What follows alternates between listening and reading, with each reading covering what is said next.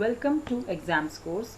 Today we discuss about what is clause and phrase. आज का हमारा टॉपिक है कि clause और phrase क्या होते हैं.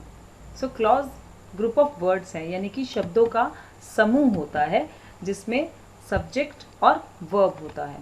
हमारा एक वीडियो है जिसमें सेंटेंस के बारे में हमने बताया, सेंटेंस के कैरेक्टरिस्टिक्स और उसके पार्ट के बारे में. सेंटेंस के दो पार्ट होते हैं, सब्जेक्ट और प्रेडिकेट. सब्जेक्ट वो पार्ट है सेंटेंस का जो कि बताता है किसी एक सेंटेंस में कि किसके बारे में वो वाक्य कहा जा रहा है, यानी कि सब्जेक्ट एक मोस्ट इम्पॉर्टेंट पार्ट है. सब्जेक्ट का कर्ता माना जाता है सेंटेंस में, जिसके बारे में बात कही जा रही है वो उस सेंटेंस का सब्जेक्ट होगा. और वर्ब क्रिया होती है, यानी कि जो एक्शन वर्ड्स होते हैं जो कार्य का बोध कराते हैं वो वर्ब होते हैं. तो क्लॉज बना है ग्रुप ऑफ वर्ड्स से, शब्दों के समूह से, और उसमें सब्जेक्ट और वर्ब ज़रूर होता है. Definition is clause is a group of words with only one subject and finite verb. Clause एक शब्दों का समूह है जिसमें एक कर्ता और क्रिया अवश्य होती है. A clause is a group of related words within a sentence or itself as an independent sentence which has both subject and predicate. Clause एक रिलेटेड वर्ड का ग्रुप है जिसमें कि एक वाक्य के अंदर सब्जेक्ट भी होता है और प्रेडिकेट भी होता है.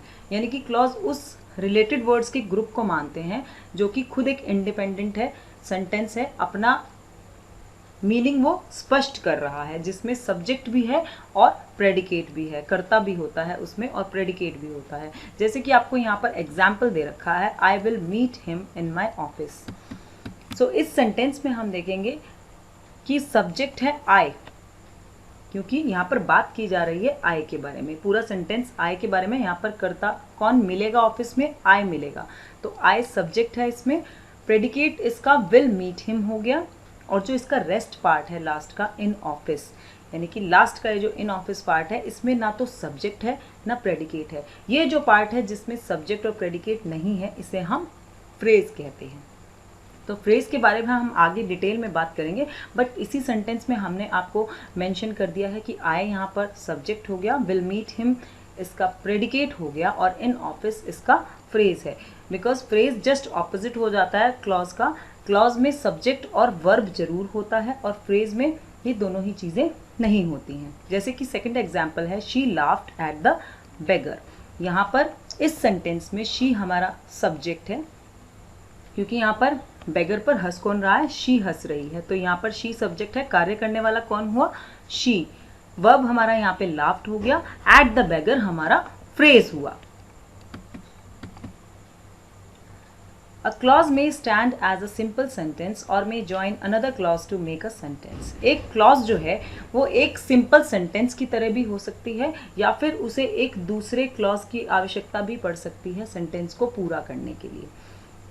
कहने का अर्थ है कि ज़रूरी नहीं है कि एक सेंटेंस में आप ये समझ लीजिए कि क्लॉज जो है वो छोटी से छोटी यूनिट है. एक सेंटेंस एक क्लॉज से मिलकर भी बन सकता है, उसमें 2 क्लॉजेस भी हो सकती हैं, उसमें 3 क्लॉजेस भी हो सकती हैं. तो क्लॉज जो है वो एक सिंपल सेंटेंस भी हो सकता है और उसे दूसरे किसी क्लॉज की आवश्यकता भी पड़ सकती है अपना अर्थ पूर्ण करने के लिए. तो एक सेंटेंस एक क्लॉज से भी बन सकता है, 2 से भी, या फिर 3 से भी. Therefore, a sentence consists of 1, 2 और more clauses. इसीलिए हम कह सकते हैं कि एक वाक्य जो है उसमें 1, 2 या 3 क्लॉजेस हो सकते हैं. जैसे कि example, first example is the boys were laughing at the clown. यहाँ पर एक क्लॉज है पूरी, द बॉयज वर लाफिंग, जिसमें सब्जेक्ट भी है, वर्ब भी है. ये हमारी एक क्लॉज आ रही है इसमें, और एट द क्लाउन यहाँ पर फ्रेज है. तो ये 1 क्लॉज से बना है ये सेंटेंस जो है. Next example is I am happy because I won the final match. अब आप यहाँ देख रहे हो कि 2 बार सब्जेक्ट आ रहा है. आई एम हैप्पी एक पूरी क्लॉज हो गई. Second clause because I won the final match. तो ये जो पूरा सेंटेंस है ये 2 क्लॉज से मिल करके बना है. सेंटेंस एक है लेकिन इसमें 2 क्लॉज हैं. Third example is my sister likes maths but I like biology because I want to become a doctor. यहाँ पर ये जो पूरा सेंटेंस है ये 3 क्लॉजेस से मिलकर बना है. माई सिस्टर लाइक्स मैथ्स, यहाँ पर माई सिस्टर सब्जेक्ट है, लाइक्स वर्ब हो गया. तो ये एक क्लॉज हो गई, सब्जेक्ट भी है, वर्ब भी है. बट आई लाइक बायोलॉजी, ये दूसरी क्लॉज हो गई जिसमें आई सब्जेक्ट है, लाइक वर्ब है. और नेक्स्ट क्लॉज हमारी हुई because I want to become a doctor. यहाँ पर भी आई सब्जेक्ट हुआ और वॉन्ट वर्ब हुआ। तो ये जो पूरा सेंटेंस है कि my sister likes maths but I like biology because I want to become a doctor, ये 3 क्लॉज से मिल करके बना है। तो एक तरीके से आपको ये चीज़ क्लियर हो गई यहाँ आने तक कि क्लॉज जो है वो एक ग्रुप ऑफ वर्ड से बना हुआ होता है और इसमें सब्जेक्ट और वर्ब का होना जरूरी है। किसी भी सेंटेंस में क्लॉज 1 भी हो सकती है, 2 भी हो सकती है, 3 भी हो सकती है। सो क्लॉजेस के 2 मेजर टाइप्स होते हैं, एक होती है मेन क्लॉज और इंडिपेंडेंट क्लॉज। इसके बारे में हम डिटेल में आगे वीडियो बनाएंगे, उसमें पूरी चीज़ें विद एग्जाम्पल्स आपको क्लियर की जाएंगी। बट मैं यहाँ आपको बता देती हूँ कि क्लॉज के 2 टाइप्स होते हैं, एक होती है मेन क्लॉज और इंडिपेंडेंट क्लॉज। ये वो क्लॉज होती है जो अपने आप ही पूरा अर्थ जो है वो स्पष्ट कर देती है। और सेकंड होती है सब ऑर्डिनेट क्लॉज या फिर इसे हम डिपेंडेंट क्लॉज बोलते हैं।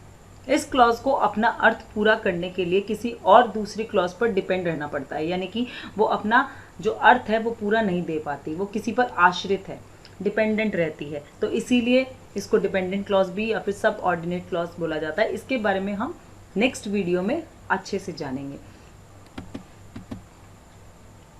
Phrase is a group of words that stand together as a grammatical unit. Phrase भी ग्रुप ऑफ वर्ड्स है जो कि साथ में आते हैं ग्रामेटिकल यूनिट के रूप में। Phrase doesn't contain a subject and verb that work together. लेकिन फ्रेज एक तरीके से ऑपोजिट है क्लॉज का, क्योंकि आप जैसे देखते हैं कि क्लॉज में सब्जेक्ट और वर्ब ज़रूर होता है, फ्रेज में सब्जेक्ट और वर्ब साथ में नहीं आते हैं। Do not work together, subject and verb. Example में जैसे आप देख रहे हैं, England is a nation of shopkeepers. यहाँ पर इंग्लैंड इज़ अ नेशन, ये जो है हमारी एक क्लॉज हो गई और लास्ट में ऑफ शॉपकीपर्स आ रहा है, ये फ्रेज हो गया। क्योंकि आप इसमें देख रहे हैं कि ऑफ शॉपकीपर्स में ना तो कोई सब्जेक्ट आ रहा है ना ही कोई वर्ब है, तो ये इसका फ्रेज पार्ट है और आगे का जो पार्ट है इंग्लैंड इज़ अ नेशन वो क्लॉज है इस सेंटेंस में। Next example is we will escape in the morning. We will escape यहाँ पर क्लॉज हो गई जिसमें वी सब्जेक्ट है, एस्केप वर्ब है, और इन द मॉर्निंग जो लास्ट का हमारा ये वर्ड्स का ग्रुप है ये फ्रेज हुआ क्योंकि इसमें ना ही सब्जेक्ट है ना ही वर्ब है। Next example is she sat on the broomstick. यहाँ पर शी सैट ये एक क्लॉज हो गई, शी सब्जेक्ट हुआ, सैट वर्ब हुआ, on the broomstick phrase हो गया क्योंकि इसमें सब्जेक्ट और वर्ब साथ में नहीं आ रहे हैं, तो ये एक फ्रेज हुआ।